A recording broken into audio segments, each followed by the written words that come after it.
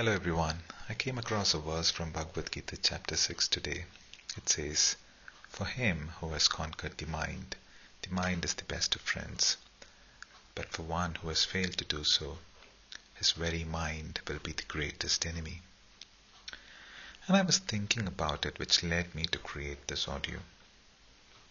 All of us are born with an amazing equipment in our head. We call it as our brain, which is an organ. But our mind isn't an organ, but it is meant to absorb information. It's a combination or a mixture of our thoughts, our emotions, our memories, our beliefs, even our fears and dreams. And all this combination happens within our brain, and that is where the mind resides. Our mind is so very powerful. Its potential is huge that our body does what the mind dictates. And the reality is, we can control our mind. In fact, be the master and exercise our power. But we have a problem, that is, we don't know how to do it. Because there is no manual which says how can we control our mind, or which has ever been created or will be created. Now, if you're wondering if it is important to control your mind because you haven't thought about it or no one has told you that mind should be controlled, I'll give you a few examples. Why is it important to have a control over your mind? Let's say you have a very important meeting coming up and you need to do a demonstration about a product. If it's a stressful situation, or if you are in any stressful situation, you would notice that your body would react to it. And you might end up drinking a lot of water, or maybe having stomach issues, or even a headache. Because your thinking can affect how you feel, and how you feel can also affect our thought process. Let's take another example. Maybe you want to get rid of your smoking habit, and one day you decide that you're not going to smoke. Right? You're going to say that I'm going to stop, I'm not going to smoke ever after. You go out, you meet your friends, or while you're stepping out of the house, you see people are smoking, and going to a tea stall, buying a tea or a soft drink and enjoying the smoke, and you see all that, go meet your friends, and your friends are having a conversation with the smoke as well. And then your thinking changes automatically, and you get that urge of smoking, and you end up doing that. That is because your mind was controlling you, and you still find it very difficult to quit smoking because your mind is still controlling you. Right? There's so many ways, or there's so many examples on how our mind controls our thoughts and actions. It mainly focuses on whatever is negative. Now it can be like the problems in our life, or our faults, or also something like, who's that person going into your neighbor's house, right? If you keep creating these negativities, your mind is going to drag you down, and your worst enemy will be within you. So how can you make your mind your best friend, right? When you can make your mind your best enemy, of course you can turn that enemy into your best friend as well. But it's going to be a little difficult, but you must try. First, learn to meditate.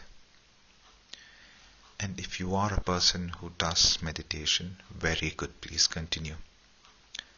But what happens when you meditate, or if you're someone who's going to do that and you've never done it before, when you meditate, you're training your mind not to react. Meditation can be unpleasant, well, if you're starting, now for the first time, but it's a great way to control your thoughts and feelings. It's going to be a bit difficult, but you need to be persistent. You shouldn't stop. If you're starting to meditate, please continue. Be positive in every situation. Don't let your mind dominate you. So This is the second thing that you need to remember. Because if something is not working for you, don't let yourself down. Never say that it's not going to work, because whatever is happening, everything is happening for a good purpose. And make your mind to look at the positive side of things. Because no situation can make you unhappy unless you agree to become unhappy. Third, have compassion. Now find ways to contribute to another person and be generous. Because the less judgmental you are, the better your mind will perform. Also, read a lot of books. Do you remember, when we were in our school and college, we used to spend a lot of time with our books, right? Now we spend a lot of time in front of our laptop and smartphones. But those days, we had books, right? We were reading a lot of books. And have you noticed the impact books can be in our life? Reading books, physical or e-book, is a great way to make your mind grow. Spend 30 minutes a day reading a book and you will see the difference in how your mind and body reacts. And if you have a habit of talking about your problems, which is not a good habit to have, then break that habit. Instead, talk about your joys and good things that are happening around the world. Because once you start talking about your problems in your life, your mind gets addicted to that. And we all know how addiction works, right? And don't envy. Instead of that, be happy with what you have. Spend your time and energy to stimulate your imagination and broaden your views. Now, never feel inferior, because you are unique. Always remember that. Do you know what your mind fears the most? It's the changes. It will always try to convince that something that you're going to do for the first time, or if you're doing something very different, your mind would say that it won't work, or ask you to stop because it's not worth it or risky. Remember, it's your imagination, it's a voice within you which is telling, no, don't do that. Well, we will always learn from our mistakes, right? And if you keep feeding negative things into your mind is also going to respond to you in a negative way. So when you're training your mind to look at better things, and if you hear that voice is telling not to do that, tell your mind that everything will be fine and believe in yourself.